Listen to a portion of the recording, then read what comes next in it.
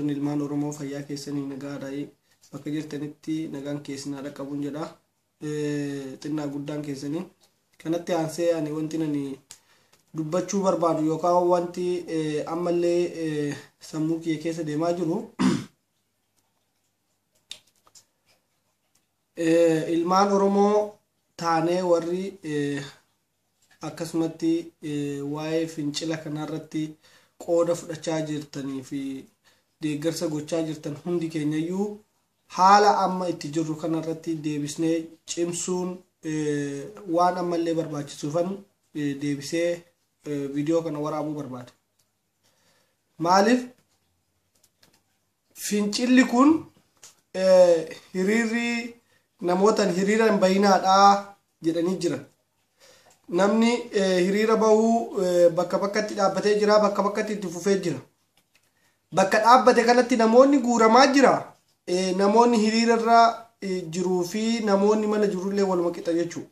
Maaliif dhaabbadhaadhaa deebii keessan isinii deebisne jechuu dhiisaniiti uummata hidhuu fi ajjeesuun yookaan mana hidhaatti ukkaamsuun bakka adda addaatitti karaa beekamneen uummata dhabamsiisuu irratti xiyyeeffachuurra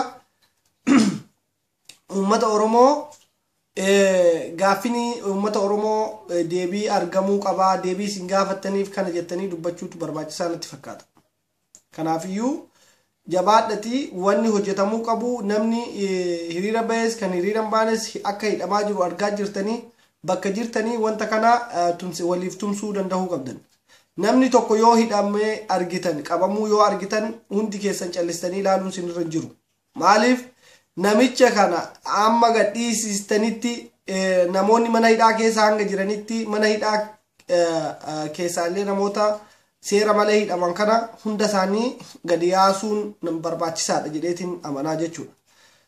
Kanaafiyyuu kun akka kanatti waan dheeraa yookaan waan baay'ee haasa'uun barbaadu kanarratti xiyyeeffachuu qabna. Mootummaan kun maaliif amma nama hidhaatti guuraa jiraadha?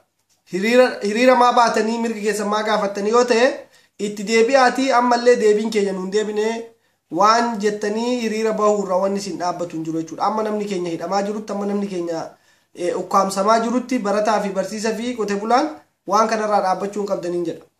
Kanaafiyyuu galatoomadha waan na dhaggeeffattaniif sheerii naa godhaa, iddoo irra biyyaa bira naa geessaa.